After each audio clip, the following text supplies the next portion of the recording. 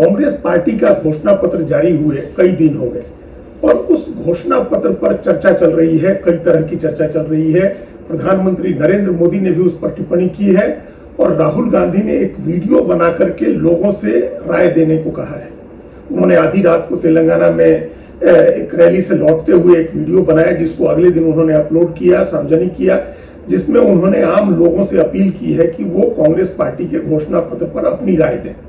कुछ लोगों की राय पहले आ चुकी थी उनके पास, जिसको लेकर के उन्होंने कहा कि अनेक लोगों ने इस घोषणा पत्र को क्रांतिकारी कहा है, कांग्रेस के घोषणा पत्र को, ऐसा राहुल गांधी का दावा है।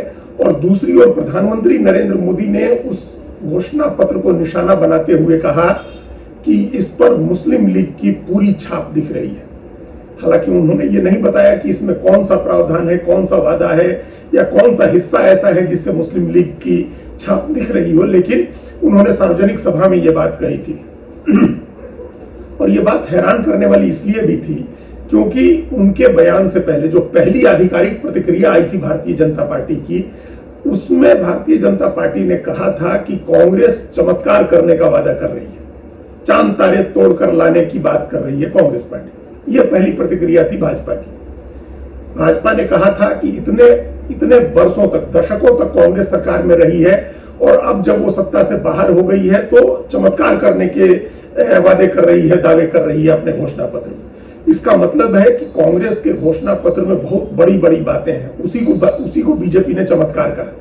लेकिन उसके बाद प्रधानमंत्री ने कहा कि इस पर मुस्लिम लीग की छाप है और फिर उसके बाद प्रतिक्रिया रुक गई भारतीय जनता पार्टी की तरफ से, उस पर कोई प्रतिक्रिया नहीं दी जा रही है। राहुल गांधी ने कहा कि अनेक लोग इसको क्रांतिकारी मान रहे हैं, लेकिन क्या सचमुच ये जो घोषणा पत्र है कांग्रेस पार्टी का, ये क्रांतिकारी है या इस पर मुस्लिम लीग की छाप है या ये कोई बहुत चमत्कार करने का वादा किया गया है इसमें? ये तीन सवाल है। और सबसे बड़ा सवाल इसमें यह है कि एक तो जो किसी भी पार्टी के घोषणा पत्र को लेकर के उठता है कि जो बातें कही जाती हैं, जो बड़ी बड़ी बातें घोषणा पत्र में कही जाती हैं, उसमें से कितनी बातें पार्टियां पूरी कर दें। कई चीजें भारतीय जनता पार्टी के घोषणा पत्र में पिछले 60 साल से थी, 70 साल से थी, जो अब जाकर के पूरी हुई हैं और कुछ चीजें तो अब भी नहीं पूरी हुई हैं। इसका मतलब होता है कि पार्टियों के चुनाव घोषणा पत्र में जो बातें होती हैं वो ऐसा नहीं होता है कि सरकार बनने के 1 महीने के भीतर या 1 साल के भीतर या पहले कार्यकाल में कर देंगे। कई बातें लंबे समय के लिए कही जाती हैं। जैसे भारतीय जनता पार्टी का जो घोषणा पत्र बन रहा है, अभी थोड़े दिन पहले ही उसने 27 लोगों की समिति बनाई है जो घोषणा पत्र तैयार कर रही है। उसमें 2047 तक भारत को विकसित राष्ट्र बनाने की मुख्य योजना है, उसी के इर्द गिर्द तमाम चीजें तय की जा रही हैं। तो कांग्रेस ने भी अपने घोषणा पत्र में जो बातें कही हैं वो उसी तरह की हैं। इस बात से कोई इनकार नहीं है कि वो चांद तारे तोड़कर लाने की बात है, चमत्कार करने की बात है। इतने वर्षों तक जो काम कांग्रेस ने नहीं किया सत्ता में रह के, वो सारे काम करने के वादे कर रही है कांग्रेस पार्टी। तभी ये सवाल है कि कितने लोग उस वादे पर यकीन करेंगे। कांग्रेस पार्टी ने कहा है कि वो जाति गणना कराएगी और आरक्षण की सीमा बढ़ाएगी 50% से ज्यादा। अब इसके लिए कांग्रेस को बड़ी मेहनत करनी होगी, धारणा के स्तर पर भी और अपना जो उसका इतिहास रहा है उसके स्तर पर भी। 70 के दशक में मंडल आयोग का गठन हुआ था और उसके बाद कांग्रेस की सरकार बनी और कांग्रेस ने उसको लागू नहीं किया था। पिछड़ी जातियों के लिए जो 27% आरक्षण की व्यवस्था है, कांग्रेस ने उसको रोक करके रखा था और 1989 में कांग्रेस के हारने के बाद जब बीपी सिंह की सरकार आई थी तब मंडल आयोग की रिपोर्ट लागू हुई थी। तब पिछड़ी जातियों को 27% आरक्षण मिलना शुरू हुआ था। और अब कांग्रेस पार्टी दावा कर रही है कि वो न सिर्फ जाति गणना कराएगी बल्कि आबादी के अनुपात में आरक्षण देने के लिए आरक्षण की सीमा को 50% से ऊपर ले जाएगी। ये कंप्लीट यू टर्न है, 360 डिग्री का टर्न है कि कांग्रेस अब सिर्फ जाति की बात कर रही है और ओबीसी की बात कर रही है और आरक्षण देने की बात कर रही है और ये सारी बातें उसके घोषणा पत्र में लिखी गई। इसमें कोई क्रांतिकारी बात नहीं है। जाति गणना बिहार सरकार पहले करा चुकी है और अनेक राज्यों में आरक्षण की सीमा 50% से ऊपर हो चुकी है, ऑलरेडी हो चुकी है। इसमें तमिलनाडु में तो 60% से ऊपर है, 70% के करीब या उससे भी ज्यादा आरक्षण की सीमा है, आरक्षण है वहां 70% से ज्यादा।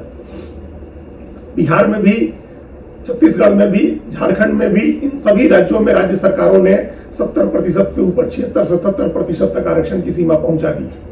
इसलिए ये इसमें कुछ भी क्रांतिकारी नहीं है कि आरक्षण की सीमा बढ़ा देंगे और उसको जाति गणना करा करके आबादी के अनुपात में देंगे।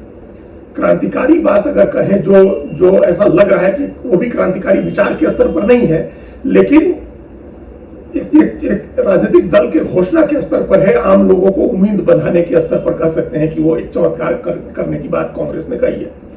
और वो उस तरह की 2-4 बातें जो है वो सब युवाओं को लेकर के है। और एक क्रांतिकारी बात इसमें ये कह सकते हैं कि कांग्रेस ने अपने घोषणा पत्र में पर्यावरण न्याय, उसने इसको न्याय पत्र नाम दिया है, और पर्यावरण न्याय का भी एक सेगमेंट बनाया है उसमें। पर्यावरण को बचाने की, क्लाइमेट चेंज को जो ऐसे देश को बचाने की, और उस क्लाइमेट चेंज की जो गति है उसको धीमा करने की, और जो नुकसान हो रहा है प्रकृति को उसको बचाने के लिए, ये एक क्रांतिकारी उपाय एक ये बात कह सकते हैं, और ये बहुत जरूरी चीज है जिसको ये माना जा सकता है। बाकी सारी चीजें ऐसी हैं जो वादे हैं, और सचमुच चांद तारे तोड़कर लाने जैसे हैं वादे।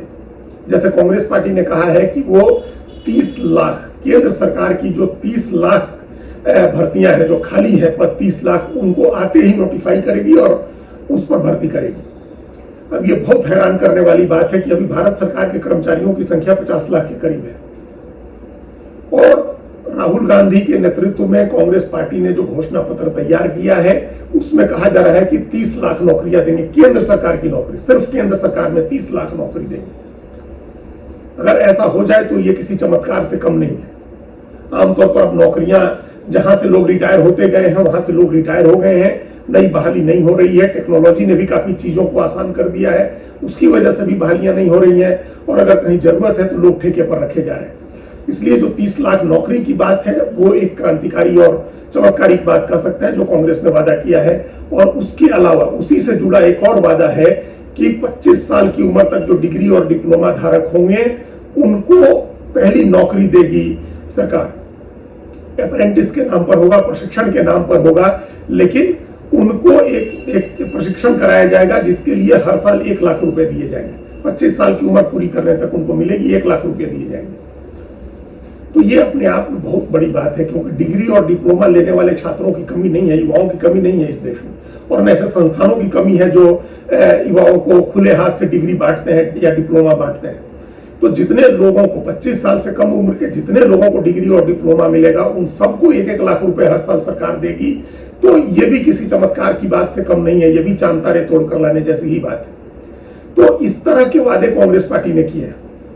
महिलाओं के लिए वादे किया, महिला न्याय करके, महिला न्याय के नाम से एक अलग सेगमेंट है, आर्थिक न्याय के नाम से एक अलग सेगमेंट है जिसमें एमएसएमई जो सेक्टर है, जो मीडियम, स्मॉल और उससे भी छोटे लघु सूक्ष्म जो उद्योग हैं उनको आगे बढ़ाने के लिए जो सरकार ने कांग्रेस पार्टी ने वादा किया है, वो तमाम चीजें ऐसी हैं जो लोगों का ध्यान खींच सकती हैं।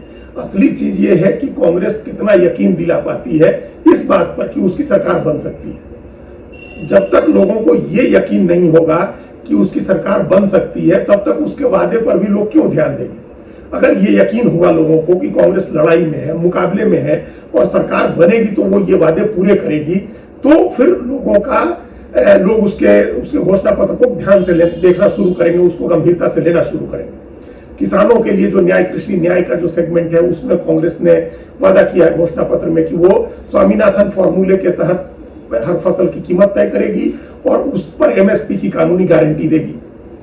तो इस तरह से, हालांकि इस बार ओल्ड पेंशन स्कीम को भूल गई कांग्रेस पार्टी। उसने जो राज्यों में वादा किया था केंद्र के स्तर पर, उसने नहीं कहा कि वो पुरानी पेंशन योजना लागू कर देगी, उसका कोई जिक्र नहीं किया गया उसमें। इसी तरह से कुछ चीजें ऐसी भी हैं जिनके बारे में लग रहा था कि कांग्रेस कोई बड़ा वादा कर सकती है, जैसे ईवीएम से चुनाव की बात है। तो कांग्रेस ने कहा कि वो ईवीएम से ही चुनाव कराएगी, लेकिन वीवीपैट मशीनों से निकलने वाली हर पर्ची की गिनती की जाएगी। यानी बैलेट से चुनाव कराने की तरफ लौटने की जो बात थी, अब कांग्रेस उससे पीछे हट गई है, उसको बैलेट से चुनाव नहीं कराना है। पहले कांग्रेस के नेता और तमाम विपक्षी पार्टियों के नेता बैलेट पेपर से चुनाव कराने की बात करते थे।